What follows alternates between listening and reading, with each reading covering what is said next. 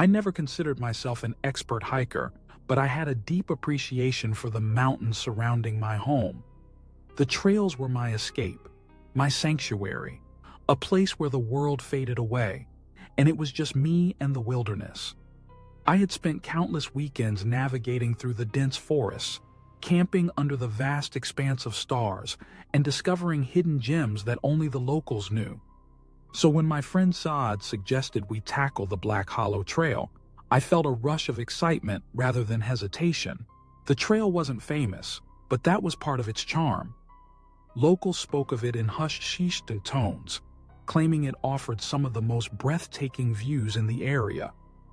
The only downside was its notorious lack of markings, which had led many adventurers astray. However, I brushed off any concerns. I had hiked enough to trust my instincts and my ability to read the land.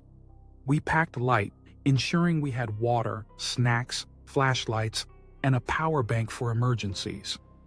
The plan was straightforward: start early, reach the peak by noon, snap some photos, and return before sunset.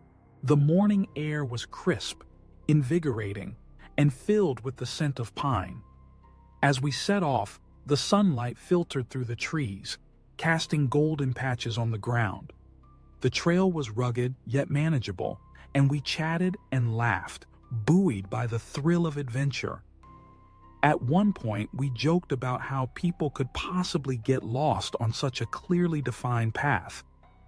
Just follow the damn trail. How hard can it be? I had said, my laughter echoing through the trees. How naive I was. As the hours passed, the trail began to lose its markers. At first, we shrugged it off, convinced we had merely overlooked a signpost. Backtracking seemed logical, but after 10 minutes of retracing our steps, nothing felt familiar. The trees stood like silent sentinels, their shapes indistinguishable in the growing uncertainty. Saad pulled out his phone, only to be greeted by the dreaded no service message. Let's just keep moving downhill, he suggested, his voice steady despite the unease creeping in. It'll lead somewhere, but it didn't. The deeper we ventured, the more the forest morphed into something unwelcoming. The vibrant sounds of birds and rustling leaves vanished, replaced by an unsettling silence that pressed in around us. Even the wind seemed to hold its breath. Then we stumbled upon something that sent a chill down my spine. A backpack, half buried in the dirt. It was old, the fabric frayed and stained with mud. Saad hesitated before picking it up, revealing its emptiness, save for a few dried leaves. Next to it lay a single muddy shoe, abandoned and forlorn. Maybe someone left it behind? I suggested, though doubt gnawed at me. Then where's the other shoe? Saad replied, his brow furrowed in concern. I had no answer, and that uncertainty only deepened the sense of dread that was settling in my stomach. We continued walking, the feeling of being watched growing more pronounced with each step. The forest, once a place of adventure, now felt like a labyrinth designed to ensnare us.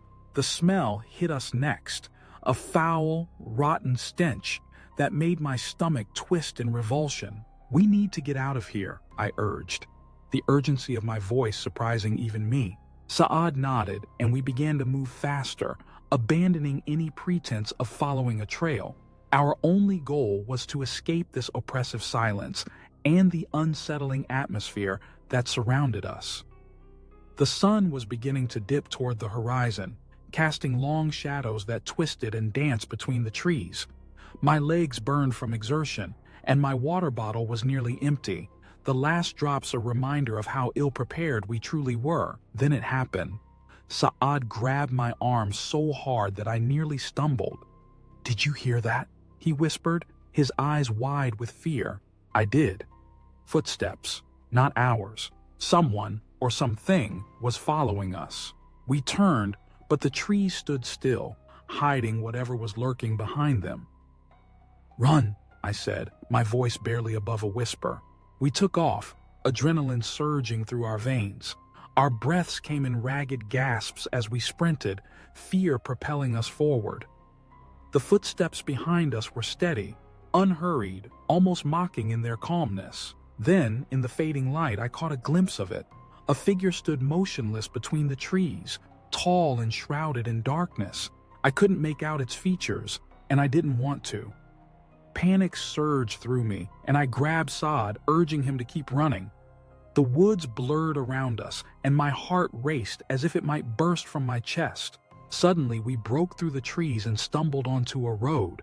The relief was overwhelming, but we didn't stop to catch our breath. We waved our arms wildly, desperate for help, until a car's headlights pierced the darkness and came to a halt. An older man rolled down the window, confusion etched across his face. "What the hell are you two doing out here?" We gasped out our story, struggling to convey the terror we had just experienced. He let us in, and as we drove back toward town, I tried to process everything that had happened. The landscape outside the window blurred, but my mind was fixated on that figure, standing in the shadows, watching us. And then, for a fleeting moment, I saw it again, standing at the edge of the trees, a silhouette against the fading light, watching. We never spoke about that day again. The memory lingered like a ghost, haunting our thoughts.